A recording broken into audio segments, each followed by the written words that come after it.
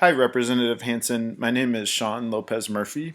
Um, I originally grew up in your district in the town of Monroe City, and I'm here to tell you a story today about three Baptists. You're one of them. You're about to take a vote today, and I don't know you very well, and I don't know Don Hinkle, who's another Baptist, very well. Um, this man is one of the chief proponents of the bill that you're voting on today. He's the public policy director for the Missouri Southern Baptist Convention, and he's really been pushing this bill, which is against gay people. I really wanted to come and testify. I live in southern Wisconsin, though, as you can see, it's a 7-hour drive. But the town I come from, Monroe City, is right along this blue line. So I would have driven through it today if I'd been able to come down. And Monroe City was a wonderful town to grow up in. I learned a lot of wonderful things in Monroe City from a lot of strong religious women. I learned about generosity and doing what is right. One of our neighbors, actually, growing up, she was a devout Baptist woman. And this is a surprise birthday party that I and my two sisters threw for my mom in this photo.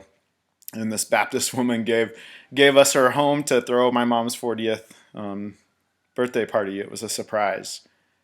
And when I was in college, about the time that photo was taken, this was our house next door.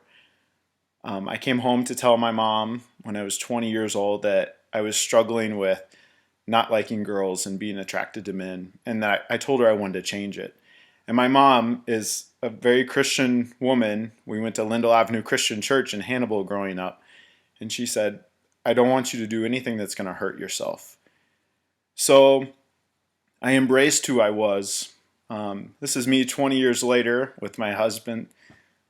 On the right here, his name is Aaron, and this is our farm in southern Wisconsin, and we raise pigs on our farm. And these little girls are taking a look at some cute babies we've got. And I've been thinking a lot about this bill and how it relates to us as business owners, as farmers, because we sell these pigs once they get bigger to people. And occasionally someone will ask us about buying a whole pig for a pig roast. And if we had a Christian, Baptist couple come to us, they said they wanted to buy a pig, we would of course sell it to them because it's the right thing to do, it's the legal thing to do, even if Christians haven't treated us gays very well in the past.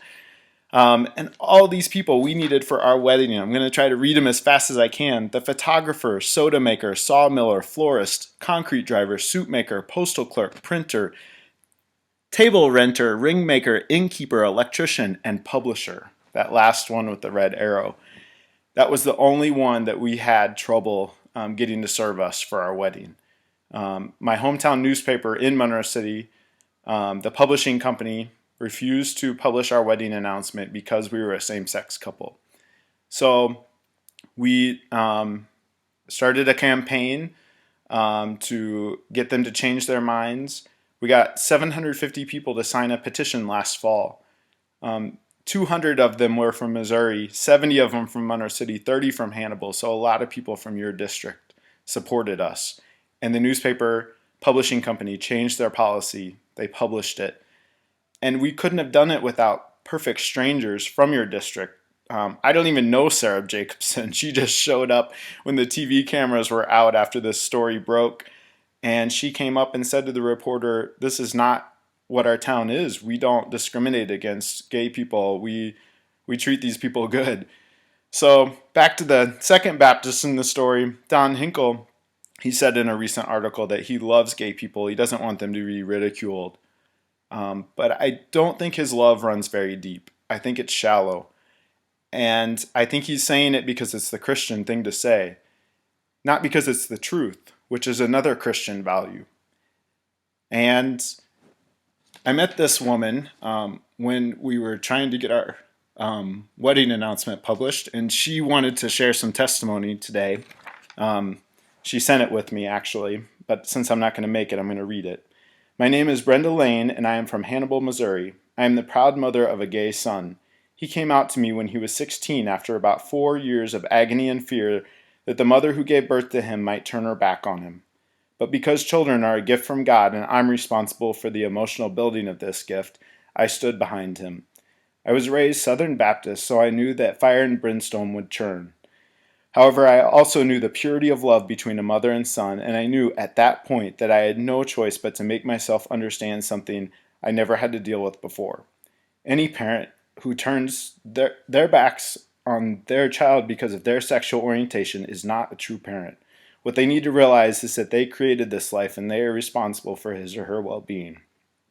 Scientists are finding genetic reasons for homosexuality, and some religions are taking another look at their stance. So why in God's name do we have the self-appointed right to judge someone who is not like us? Judge not lest ye be judged. Or do we just pick the scriptures that mold into our own way of thinking? We have raised children that want to be able to express and celebrate their love in the same way that everyone else is allowed. Publicly shaming these individuals by denying their right to love is just another bullying tactic, only this time it comes from a government that is supposed to be protecting their rights. How can anyone have faith in a government that can be swayed to public opinion as opposed to what is right? It is my prayer that you never have to hold your child while they cry because they've known nothing but hate and ignorance over something they cannot control. And it's my prayer that you do not allow the state of Missouri to fold to the irrational demands of people who have no idea what it's like to watch while others try to make your child less of a citizen.